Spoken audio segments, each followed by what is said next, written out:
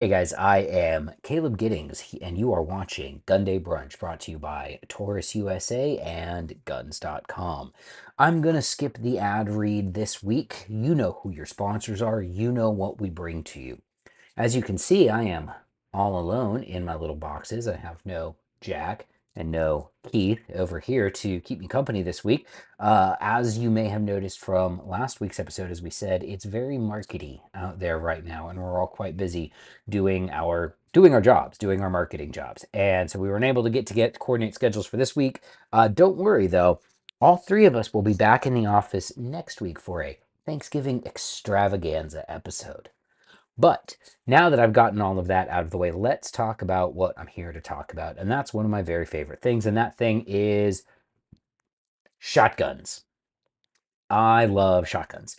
And shotguns have been in kind of a weird space lately because, everyone's got an AR, and there's been the occasional online back and forth where it's like, oh, well, shotguns aren't good for home defense. And then someone who, knows a thing or two about shotguns will be like, shotguns are good for home defense. So, first and foremost, let's dispel some of the common myths about shotguns, all right? Before we get into why you might want to choose a shotgun for home defense and what type of shotgun you might want to choose, let's get rid of some of the myths. And the first myth is that pumping a shotgun will scare away an intruder. That's not going to scare anyone away. And I mean, all right, so let me rephrase that. In theory, it is possible that someone could hear and decide that they don't want none. Sure, that's possible. However, it's unlikely, and betting on that as a way to induce a psychological stop isn't something that we're in the business of doing. So, merely hearing the sound of your shotgun action getting racked is not going to be something that we want to rely on if we're actually using a shotgun as a home defense tool. So, that's myth number one gone. Myth number two is that you don't have to aim shotguns, because I have seen this so many times online when I'm like, yeah, no, shotguns are pretty good for home defense. Is there will be somebody who will then show up in the comments and be like, that's right, you can just point it down the hallway and pull the trigger, blah, blah, blah. And I'm like, yeah, look, no. You still have to aim it because we don't like to just send uncontrolled pellets into, wherever. And the problem is that when you're using ammunition that's appropriate for self-defense or for home defense in a shotgun, those pellets penetrate like a 9 mil bullet does. They go through stuff. They go through drywall and that sort of stuff. So I can't just, do something like take this 1897 Winchester and point it down the hallway and go, "Oh no, time to go." Right? You don't get to just slam fire your way out of the problem. As fun as that might be to do on the range, it's not really realistic in real life. You still have to aim shotguns. Even this shotgun at household distances throws a fairly tight pattern, a pattern that I'm going to need to aim. And that's even more true if I'm shooting something like my Beretta 1301 that has a choke in it that at household distances with federal flight control will throw a pattern as tight as my fist, like a very small, small pattern. And of course, what happens is when I talk about you still need to aim shotguns, someone will say, oh, well, you should just use birdshot, which brings us to shotgun myth number three and final, birdshot. Don't. I don't. I've been fighting this battle for so long. I don't know of a better way to say don't use birdshot for your home defense shotguns other than don't. It's for killing little birds. That's what birdshot is for. And now someone will show up in the comments of this video and be like, what about the new tungsten plated, death ray waterfowl shot or whatever it is? Good buckshot exists. Hornady Critical Defense, double aught buck, Federal Flight Control, double aught buck. Good buckshot exists and is relatively plentiful. Just get that. If you want to go bird hunting with your home defense shotgun, or you want to go shoot some sporting clays or whatever, get some bird shot. Get it to practice with. Birdshot's much better to practice with on the range if you want to work on manipulations, on your manual of arms, things like that. But it's not for home defense, guys. Birdshot, not a go-to for home defense. Not today, not now, not ever. Okay? So we keep it with the real dangerous buckshot, right? Because that's what's better for home defense. Now, so we've covered the myths about shotguns. Now let's talk about why someone might want a shotgun for home defense.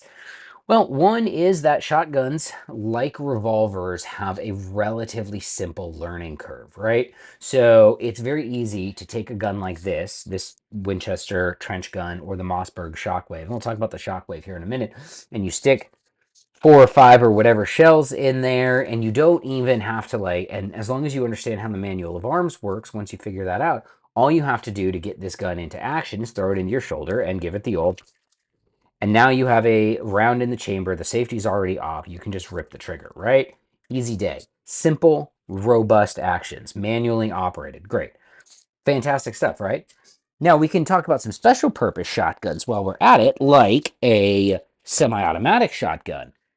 Semi-autos do tend to have a slightly more complex manual of arms. So if you load this in like the cruiser ready position, it's possible to screw up how you load this and do it in a way that when you rack the bolt, nothing happens. So again, you do need to learn the manual of arms. I also am not that big a fan of semi-automatic shotguns for home defense for one reason. For that reason is because they're a little bit more complex. That being said, if you are going to get a semi-automatic shotgun, this one or the new A400 Patrol from Beretta. Look at me talking about competitors' brands. Are two of the best shotguns ever made by man.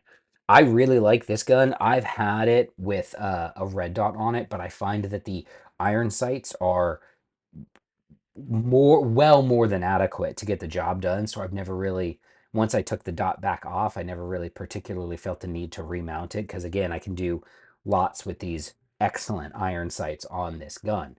You definitely do need to aim the 1301. Again, this one is one of the ones that still has the choke tube in it with a modified choke and federal flight control. This throws a unbelievably tight pattern at, household distances. Like we're talking like hostage rescue shot type patterns at household distances. So, yeah, this actually was my home defense gun for quite some time. It was I ended up moving away from the shotgun as a home defense platform because I'm in a situation now where I definitely might need to have one hand free, and that is one of the drawbacks to the gauge is that it is a two-handed weapon. It is you need two hands on it to shoot it. You need two hands on it to get it to work right. You need two hands on it to keep it in action. So it's a two-handed gun. If your home defense situation is such that you might need to have a hand off of the gun, you might want to look at something other than a shotgun.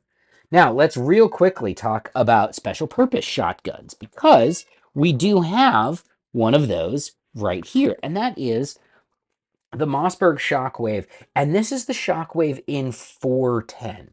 Now, I'm going to talk about why I like the 410 Shockwave here for a second. First off, it's because this is actually a one-hander. I mean, I can shoot it one-handed. I still have to have this other hand up here to pump it to keep it running, but this is light enough and the recoil is such that if I need to like blast it one-handed, I absolutely can. Now, here's what I like about 410, and 410 is like the best kept secret in shotguns. If I'm not going to have a 12 gauge, I'm going to go all the way down to 410. I'm not even going to stop at 20 or 16 or screw around with any of those. I'm going to go all the way down to 410 because this gun with 3-inch 410 buckshot will get 16 to 17 inches of penetration in ballistics gel after defeating clothing. It will throw a pattern the size of my fist at household distances and yet will have light enough and manageable enough recoil that I can fire it one-handed or I can cheek it if I want to do something like that. So the gun is really, really efficient, and it's also so light and so easy to shoot that if you have someone who has a minimal amount of training, you can give them the old 410 and have them go to work with that. So that's actually why I like the Mossberg Shockwave 410 because of that very simple manual of arms. Now, I don't have one here, and I wish I did. I should have grabbed one before I did this video, but I do want to talk about another option that I like just as much as the 410, the Mossberg Shockwave, but for actually different reasons, and that's actually even easier to use than the Shockwave, and that is the brand new Taurus Judge Home Defender. So not this. This is a regular judge. I like this judge. This is a 45 Colt gun. Like, I shoot shot shells. Sure, that's great. This gun is a 45 Colt gun. But the new Judge Home Defender, on the other hand, that's got a 13-inch barrel. I've patterned that at room distances, and it throws about a palm-sized pattern with 410 buckshot.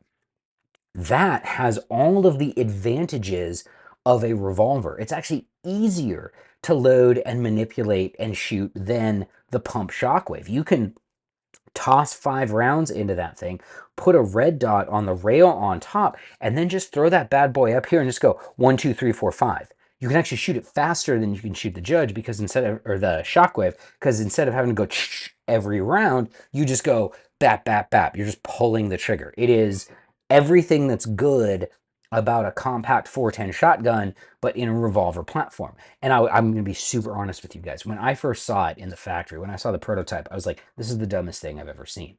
And then I went out to the range and I shot it, and I'm like, this is hella fun to shoot.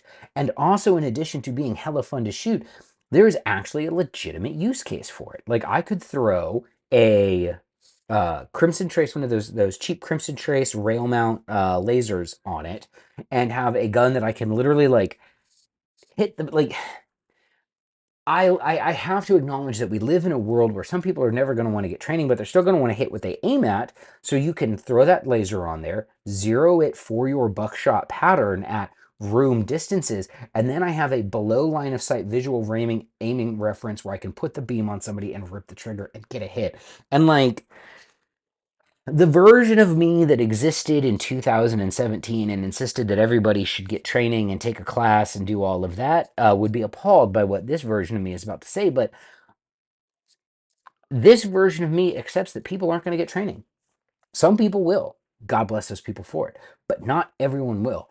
But those people still deserve to have a gun that works for home defense, and a gun that they can reliably defend themselves with, and a gun that's easy for them to figure out how to use. And goddamn, if that isn't the Taurus Judge Home Defender. So anyway, I hope you've enjoyed my 12-minute diatribe on shotguns and why they're great. We will be back next week with a holiday Thanksgiving extravaganza. It's going to be a great episode, guys. We're all looking forward to putting it on for you, and we will be back next week with another episode of Gunday Brunch.